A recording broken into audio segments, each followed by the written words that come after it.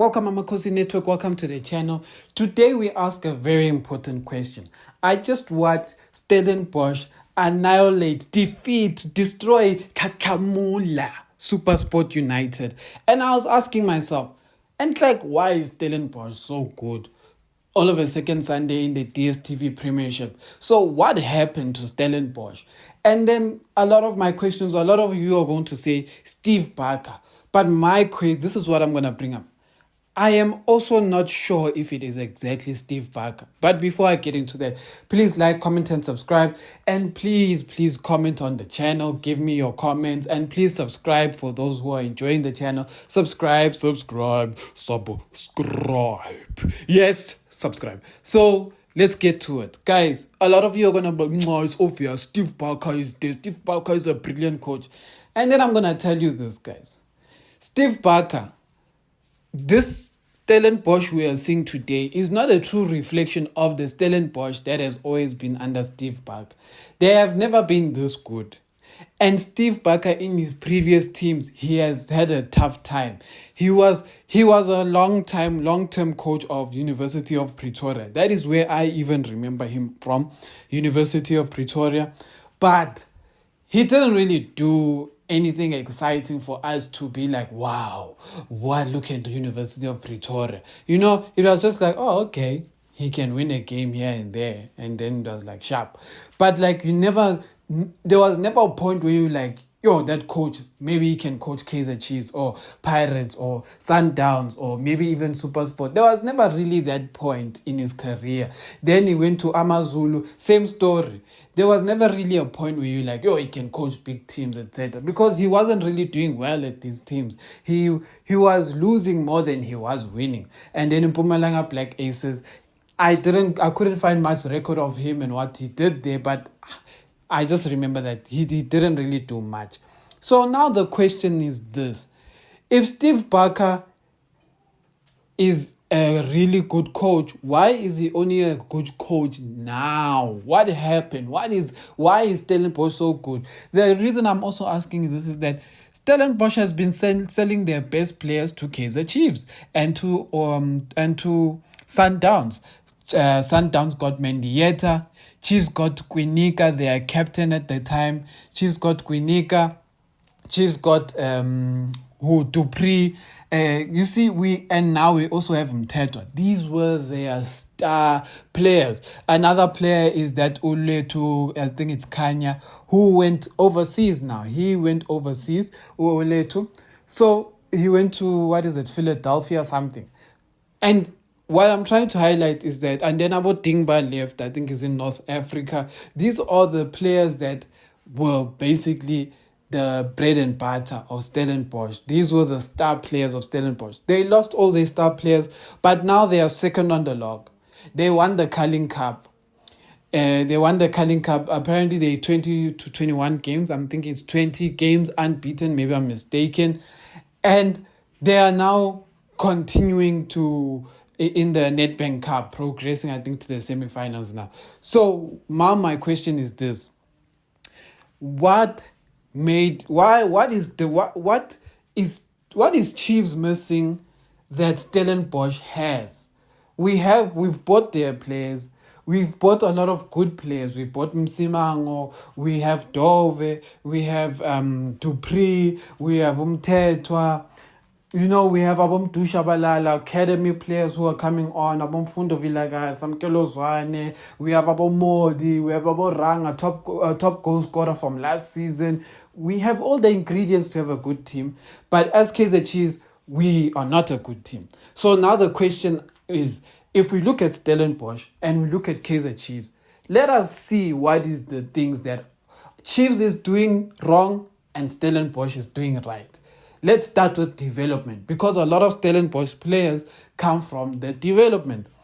They are currently playing with the players like Abo Titus, Kaba, Van Veek, Adams, those are the players that are basically driving the Stellenbosch team, They are driving this team. But a lot of these players actually come from their DDC team. So that is actually their development. So their development is producing players. Van Rooyen, now there's a new right back showing some promise who is it Jaegers or something like that. I'm not, you'll forgive me about that. But then we go to Chiefs. We say, is Chiefs development that bad to Stellenbosch? And my answer is this. Technically, no. Stellenbosch, the Van Veeks and the Tituses, they won actually the DDC league and went overseas to play. So they are definitely a good squad. But then when it came to the Disky Shield, Chiefs actually beat that very strong Stellenbosch convincingly and was dominating the league with players like Abom Dushabalala, with Abo Samkelo Zwane. We had all these players who were dominating. And now these players are struggling when they get to the senior team. But when you look at Stellenbosch, those guys aren't struggling. So, for example, Abo Mervin Borgi, and then that's one side. And then on our side, we have Abo Mfundo Vilagazi Jensen, who dominates Stellenbosch players in the DDC, in the development. So, it's not a question of development, because you can tell with Chiefs is actually producing good development players. But for whatever reason, when these boys get to senior team, something goes wrong. Because Mdushabalala and Mfundo Vilagazi Katlamula at Stellenbosch in the Disky Shield. I remember watching Chiefs dominate that Disky Shield, and we were dominating a Stellenbosch that was preparing to go overseas to Europe. So they were said to be the best team in the league, but we were dominating them. Right now, Chiefs DDC team is around third in the log, and we are fourth. I think fourth right now in the log. And we are pushing. We are up there with the Sundowns and the Pirates. We are challenging for the DDC with our youth players who a lot of them got promoted, So that is a big thing to note there. So why am I bringing that up? I'm saying with the Chiefs is not so far in terms of talent development to Stellenbosch, because we actually do well against them in the DDC. Step one. Transition. Stellenbosch has figured out a way to transition the youth players into the senior team, which Chiefs hasn't. That is where Chiefs struggles. Okay, sharp. Coaching. Steve Barker. Has Steve Barker really, really, really, really been that good of a coach that is now a world beater and now one of the best coaches in the world? And my question is, he was never a coach this good. So that means that there's something in his technical team that is better than Chiefs. Why do I say this? A lot of the things that are happening, it feels like the boys are prepared beyond what Steve Barker can say. When I say that, I'm like, it seems like they're super fit. It seems like they're super healthy when they need to be. It seems like they're happy. That's a big point. It seems like the technical team is happy. Or the players are happy.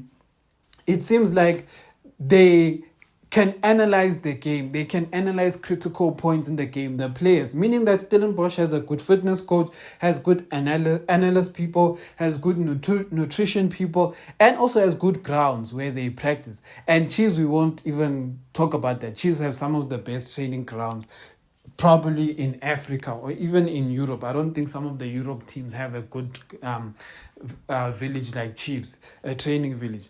So now that is a big point where Chiefs fail. Our coaching and our development and our technical team is really not up to scratch. Our fitness coach, our players are not fit. Our analysts have not shown ways to better players individually, because Saile has been doing the same thing season in, season out, week in, week out. He just runs and kicks the ball, he's looking down. So that means there's no analysis person who's like, Saile would do better if he did X, then they train him to do that. And those kind of things. Mdushabala can be better. So I feel like Stellenbosch is doing that well. They have a lot of technical and well-minded people in there. So for me, that is the biggest point where Stellenbosch has defeated Chiefs. That technical team, because this is the thing for me for Steve Barker. Steve Barker is probably a good manager. Maybe he's not the best of coaches alone. Now, this is where you guys must listen to me. Maybe he's not the best coach alone, but when he has the right people, the right technical team around him, he becomes the best coach. Probably one of the best coaches in South Africa, because he can just manage players and manage the game. But when he has the right information coming to him to be like, from our analysis of the game, it seems like Titus can do better. Instead of attacking from the left wing, from the right wing, let's put him more central. Or Reyners must try attacking from the left because the guy on the left, he doesn't know how to turn properly, so Reyners can exploit that. That is what an analysis person does. They analyze the game and they show you where the team's weak points are, and then they attack that. So that is what I'm picking up, is that our technical team is where the big problem is. And then this is the last point where Chiefs is falling short from Stellenbosch. It's being able to identify foreign talent and South African talent outside of the team, meaning that Stellenbosch sign players like Sibande. They come in, they do well. Stellenbosch sign a player like Basadin. He comes in, he does well. They sign Ora, comes in, does well. They sell De Jong, they buy De Jong. I've been saying sell. They buy De Jong, they buy Ora, they buy Mendieta, they buy Dingba, they buy all these players. They end up coming and doing well. Even that Kaizer who is in the US, he was bought by Stellenbosch and he did well. They bought Oscar and Masuluke, who was nowhere to be seen, came in and did well. So they're able to identify talent that is going to fit within their system, and that makes their system better. Because Ora has fit in like a glove. De Jong has fit in like a glove. These are players who came in recently. You can't say they were brought in. They were basically, some of them were helping replace Mendieta. That's what happened. Whereas Chiefs buys players who don't complement each other.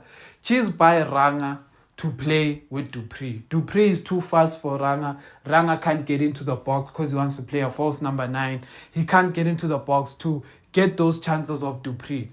You see, it doesn't work. What is the difference in that? Stellenbosch has a player who is not as slow as Ranga, but kind of plays similar to Ranga, and that is Mervyn Boji. Mervyn Boji is not the fastest of strikers, even though he is fast, but he's not the fastest. So Stellenbosch has paired Reyners, Titus, and the Van Veeks of the world, or the Auras, to have a fast front three. Whereas Chiefs, when we have Ranga is too slow, but he's technically our most lethal striker. But he can't play with the Modis and the Duprees, because when he plays a false 9, they leave him. So that is what I have to say for today. Tell me what you guys think about that.